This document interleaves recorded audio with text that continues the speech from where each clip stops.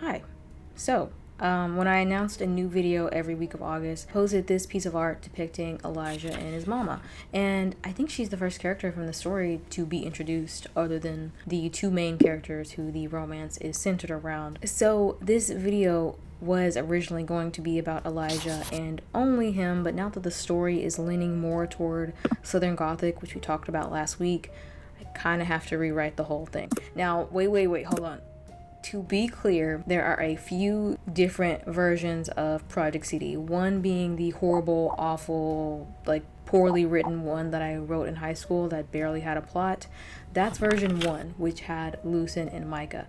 The second rewrite is fairly recent. This is version 2, which had Bewley and Elijah. This story had decent enough plot points, but to me it was just a little confusing and contradicting with the visuals. Our newest rewrite is going to lean into the Southern Gothic. It's going to lean into the worn down dark side of the South, but with kind of a post-apocalyptic feel to it. Maybe there's some strong whiplash because just a few months ago I was talking about Yu Lee and how I'm so proud of this new character and how he's so much better, but now already I'm rewriting the whole thing. I can't tell if this is annoying to you guys. You're very critical and honest when it comes to the art, which I definitely appreciate, but you're not really critical of anything else I do. So you can be honest, is this getting boring? Is this getting tired? Is this getting played out? Rewriting the story and the characters over and over? If so, just tell me. But to be fair, this story is very old. A lot of the things are just poorly written. If I had gold, I wouldn't be having to do so many rewrites. I feel like the rewrites are necessary because the story is just not where it needs to be. But before I clear the slate for a third time, I do want to talk about writing complexity in female characters, and I want to use Elijah's mother as an example. I'm not sure if she'll be in the newest version, but the changes I made to fix her before scrapping the story are still really interesting to me. We will talk about Elijah and my new idea for the story next week. So, humans are gone in this story and probably will be, no matter the iteration, likely undone by several factors, whether it be environmental, international conflict, or mass sickness. It hadn't really decided how they all died out in version 2, which is another problem that I have with it. But anyway, they were replaced by animal-like people that each formed their own societies, and they split themselves up based on their classifications. So mammals, reptiles, birds, amphibians, etc., they all have their own way of living separate from each other. The animal folk concept will also remain in the next rewrite, and again, no matter how many times I rewrite the story, will probably always remain, but how they are divided and split up will likely change. Like I said, Elijah's mother will probably be rewritten again for the newest version, or maybe completely written out, but let's examine how she was written in version 2. As a deer woman, she was part of the Mammal Society, which had at least 6 major cities that made up most of their territory. The upper class and middle class aristocratic population resided in these cities, while the lower class laboring community, mostly involved in agriculture, lived on the outskirts. Elijah's mother was raised there and resides in the outskirts until her death. She was written to be more clever than naive and more selfish than kind. She was a maid working for the equivalent of a politician in the biggest city. Think like the president or the head of a council, as he oversees the entirety of the territories. Anything that will affect them all, like going to war or whether or not they want to trade with another class, is something that he decides on with the input of the leaders from the 6 cities. In version 2, I called him the Chancellor, but I honestly think the Overseer would make a better name. Anyway, they had an affair. She ended up blackmailing him out of a plot of land and a farm, and that's really cool work. Pussy boss slay. But honestly, it felt a little too femme fatale and not grounded or complex. She felt no guilt for her actions at all, even though the politician had a family separate from his own vile behavior that were completely innocent to the situation. She did the whole thing strategically. I remember she planned to bait him into an affair to specifically blackmail him and held no fear at all that it would backfire. This man could have just had someone kill her, which is a strong possibility when women or anyone attempts things like this on someone who is extremely wealthy with a lot of power and influence. It doesn't always go so smoothly. But her complexity came from the fact that, she's a lower class woman with very few opportunities, that she was being taken advantage of by her employer and reversed the circumstances to take advantage of him instead. Her messaging was impactful, but she herself just didn't feel very complex to me. Before I scrapped the whole story, I did what I could to fix her character, because this is when I thought I was still going to keep this story. But anyway, I got rid of the affair element, and I made the history between her and Elijah's father more complicated. Before, she was Tansy May. As I fixed her, I felt like Lily May was a better fit for her. Instead of a maid, she's an old friend of the overseer that he would fool around with until he got thrown into an arranged marriage. On the day that he met his wife-to-be, he traveled to the outskirts for a final time to see Lily, but from that moment on, he was faithful to his new marriage. Lily is earnest and honest. She's still rough around the edges like Tansy was, but in a much softer way. She doesn't have much, whether it be family or property, but she still tries her best to be a good mother and a good person. I like how she has so little, not even the proper gumption to blackmail someone, at least not right away. It's something she has to work up the courage to do because it fiercely goes against her morals. When she discovers she's pregnant with his child, she writes the overseer for months before she attempts to see him in person, and she tries to appeal to his empathy and their past together. When he dismisses her, the blackmail is her last resort, and even then she can hardly get the words out.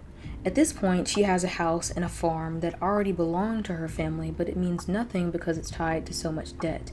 One line that I think would just be neat for her to say is, "Just because I'm your past doesn't mean you can bury me." There's a double meaning in that line of dialogue because if he does not help her, she will likely die on the streets. She's not a cool-headed, strategic femme fatale that manipulates her employer with no emotion and just comes out on top.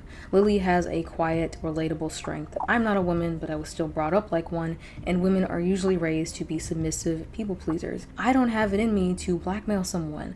Not many people do, but if it meant that we would die otherwise, then we'd probably find the conviction to do so. To me, that's real strength, and I feel like sometimes we try so hard to write strong female characters that we just take away all their emotions and make them these cool, stoic, never bothered women. But it's usually more compelling when you have your female characters be afraid, unsure of themselves, insecure, or desperate, but still prevailing anyway. They can still be confident, they can still be strategic, they can still have a plan, they can still save the day. But to me, I feel like removing the more vulnerable emotions, whether it be grief or just like sadness or being afraid, desperate, and just insecure, removing those emotions to make them strong, I just don't think is the right way to go. Lily is still strong even though she's remorseful, anxious, and terrified that the overseer might just use his power and influence to silence her completely.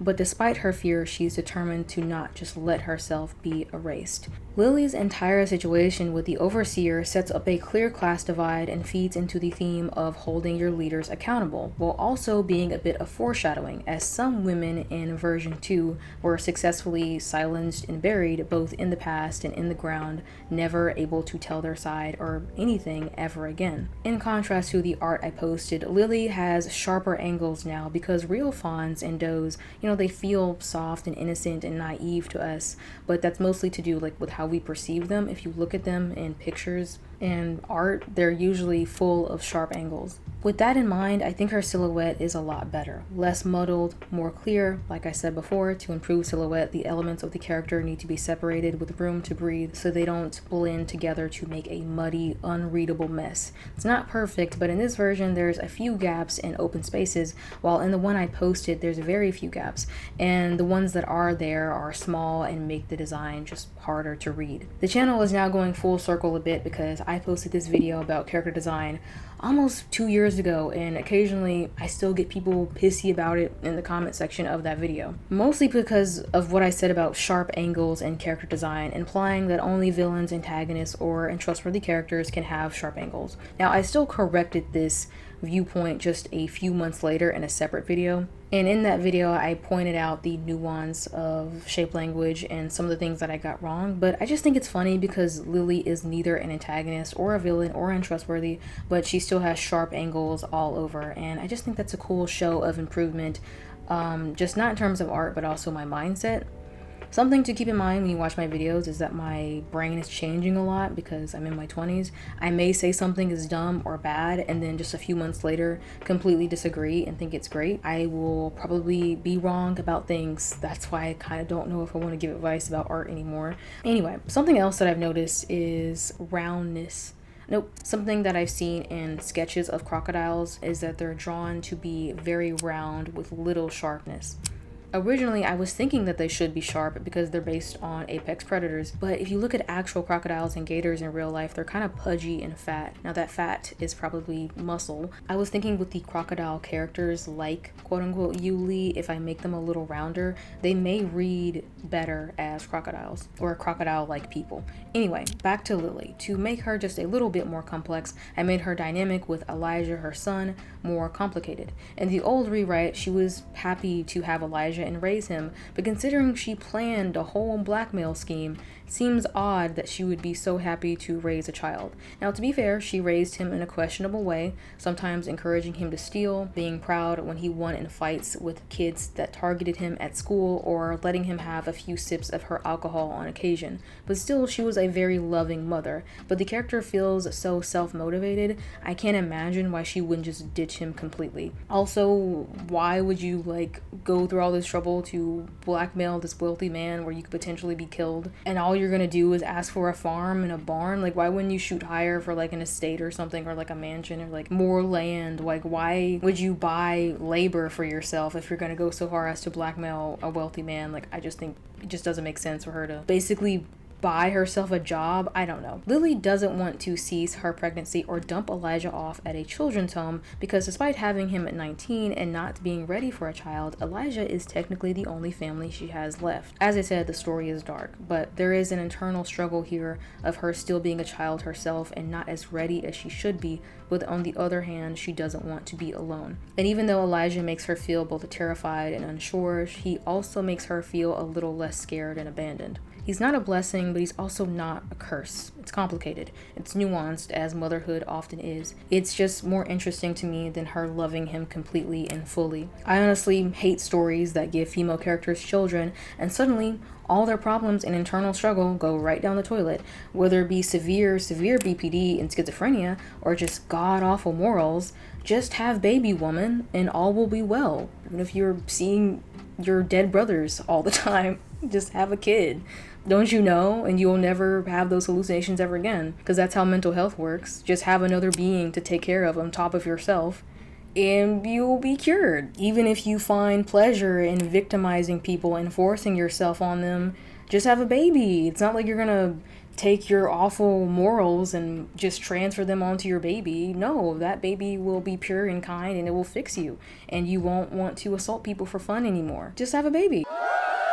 It just doesn't work like that. And though Lily does grow to be a loving mother to Elijah, she does not start off that way. She starts off trying her best, like a lot of mothers do. She has her bad days in the beginning. At first, especially when he's a baby, she does like him, but she doesn't love him. The overseer has taken care of her debt and given her the money to hire farmhands, but she's still going crazy with no sleep. But in the peaceful moments where he's sleeping in his crib or simply nursing contently, a bit of love starts for Elijah and grows as he does until that love takes up her whole heart. I just think that's better than what I had before. I like the more complicated side of parenthood. I want to see parents grow and prevail, have their bad days, moments where they have to step away to not yell, or moments where they do, but I want to see them ultimately put in the effort so their problems and angst don't affect how their child turns out. I don't want to see the problems that they have whisked away or forgotten about completely.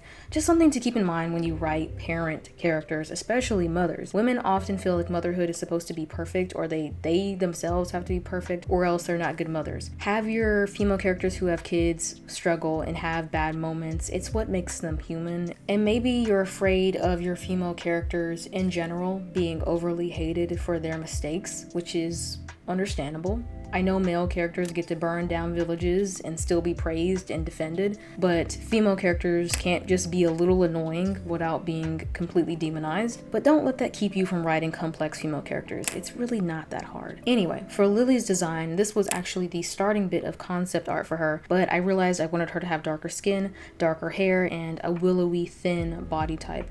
Then I got this, and I do think she's adorable in this design, though it doesn't really capture anything about her except for softness and kindness when, like I've said, she is more than that. So I stole most of the colors from this design just because I really liked them, but I made them a little more intense in the new version.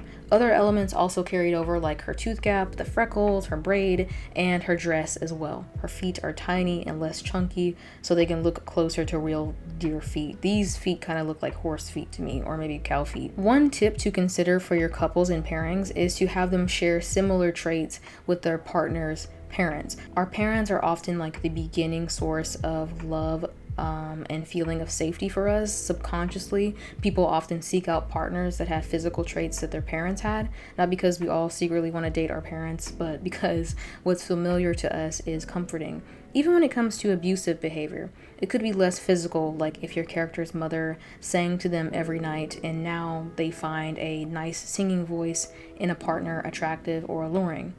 Lily has freckles because Elijah's love interest has freckles, or rather, Elijah finds freckles pretty because his mother had them. Anyway, that's about it. I threw a lot of shade at Arcane and Invincible there in the end. I may make a video about Invincible because I have a lot of thoughts, but just never about Arcane. From what I've seen, the fans just don't take critique of that show well at all. I would ruffle their feathers, they'd ruffle mine, wouldn't be really productive. But if you do want to see a video about Invincible, I would love to make that. I have a lot to say, but that's it. I'm done talking. I'll see you in the next video.